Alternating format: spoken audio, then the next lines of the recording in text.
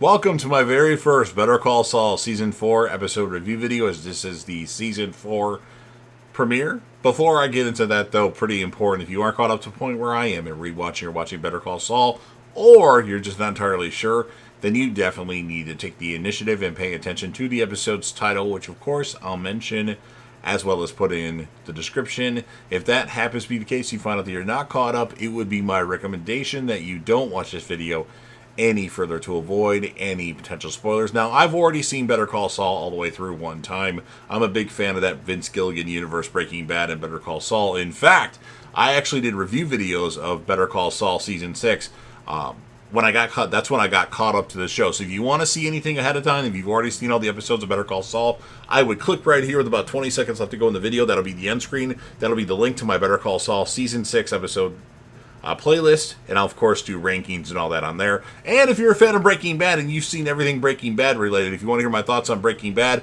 click right here, 20 seconds left to go in the video.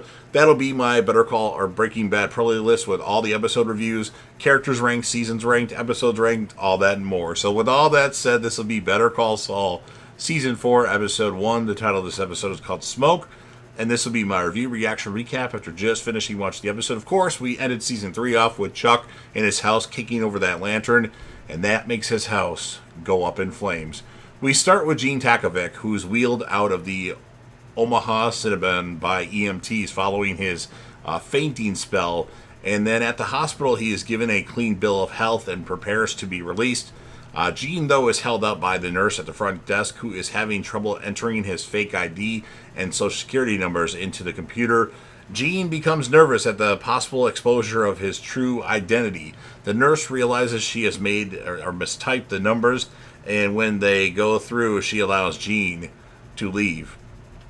Gene tries to take a taxi back to the mall, but spots an air freshener logo of Albuquerque Isotopes baseball team hanging from the cab's rearview mirror. He notices the cabbie staring intently at him as if he recognizes him, to the point that he doesn't drive through a green light. Gene asks to be let out at a residential neighborhood. As he walks away, at one point kneeling down to pretend to tie his shoe, Gene sees that the taxi doesn't drive off. And then we go to 2003. Jimmy wakes up in bed next to Kim Wexler and begins his morning routine. While he is circling job ads in the newspaper, he receives a call on his cell phone from Howard Hamlin that he doesn't answer. As Jimmy helps Kim with her arm cast, Howard leaves a message on her voicemail informing... I put that it was a call on his cell phone. It was a call on his cell phone and then Kim's cell phone.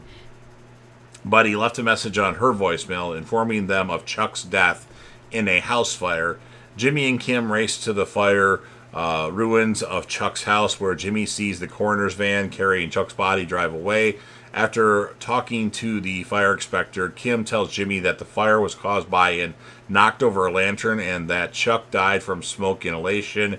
Jimmy notes the electrical appliances in Chuck's backyard, and recalling their last encounter, realizes that something triggered a relapse in his EHS delusion in the time between then and the fire. After he ends his final shift at the parking booth, Mike plays with Kaylee Ehrmantraut, and she tends to the garden in his backyard. Stacy arrives to pick up Kaylee, and Mike tells her that he can pick up Kaylee for her the rest of the week since he can keep his own hours with his new job. He receives his first paycheck from Madrigal Electromotive and sees that his net pay is over $10,000. As he watches baseball on TV, Mike gets restless and makes a phone call to ask for Madrigal's address in Las Cruces. Chuck's death puts Jimmy in a depressed mood. Kim finds him staring blankly at the sink and hands him the phone. Howard is asking for feedback on Chuck's planned obituary. As Howard recites a summary of Chuck's career and accomplishments, Jimmy puts the phone down and sits quietly in the living room. Kim approves the obituary on Jimmy's behalf and sits next to him, offering him shots of their Zeffirino tequila bottle. Jimmy drinks his shot and continues sitting silently. Both finish the bottle, and then Kim falls asleep while Jimmy stays up until morning. Immediately after Hector Salamanca is driven away in an ambulance, Nacho is left standing in the lot of the auto repair shop with Gus Fring. As Gus makes a call on his cell phone to Juan Bolsa, Nacho sees a broken sewer grate on the ground and moves to covertly drop his stash of fake pills into it. However, he has to abort when Gus ends the call and tells him that Bolsa wants a meeting. At Los Poros Hermanos chicken farm, Juan Bolsa tells Nacho and Arturo that the Salamancas will keep their territory despite Hector Salamanca's apparent stroke, and instructs the pair to continue working as before. As Nacho and Arturo are dismissed, Juan Bolsa confers with Gus, who believes that someone will make a move on the Salamanca so that will trigger a gang war and draw in the DEA. Meanwhile, Nacho drives to a bridge and dumps the pills into the river.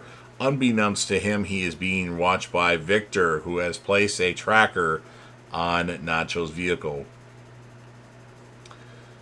Before he can drive to work, Barry Hedberg, the floor supervisor at Madrigal's Las Cruces warehouse, finds that his car won't start and that his ID card is missing. As it turns out, Mike has broken into Barry's car, drained the battery, and stolen his ID to infiltrate the warehouse. As he drives around the facility on a golf cart, he interacts with several workers, looks over inventory, and ruffles through trash. After he tracks Barry down Barry and returns the ID, Mike speaks with an office manager and identifies himself as a security consultant, listing the many potential breaches he has found at the warehouse.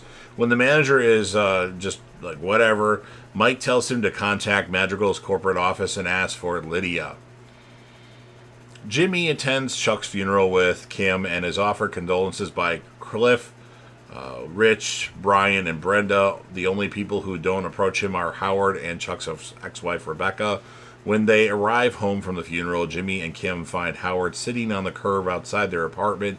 Inside, he tells them that he thinks Chuck committed suicide, explaining how he forced him out of HHM when he threatened to sue the firm's insurer for raising their rates over his mental illness.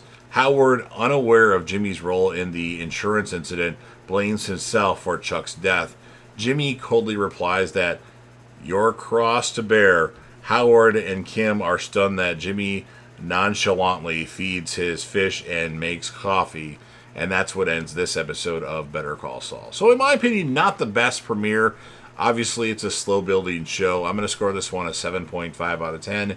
My characters of the episode are Mike and Howard Hamlin. I did like the Mike stuff where he got bored and decided he wanted to earn his pay. So that was pretty funny, in my opinion. So you've heard everything that I have to say. Now it's your turn. If you're a fan of Better Call Saul, Breaking Bad, or El Camino Breaking Bad movie, which if you like one of them, you should like all of them, make sure that you Hulk smash the like button, share the video with a friend, put this video on any one of your social media platforms. Don't forget to sound off in the comment section about what your thoughts are on this episode of Better Call Saul. What would you rate it, and whom would be your character or characters of the episode? Remember to click right here for my Better Call Saul Season 6 review videos if you've already seen all the episodes. Breaking Bad content right there. And then last but certainly not least, don't forget to hit that sub button. You're watching the video anyway. Subscribe to the channel, join the team, show your damn support, and be a part of something special. And you never know what you're going to see on JDAB TV.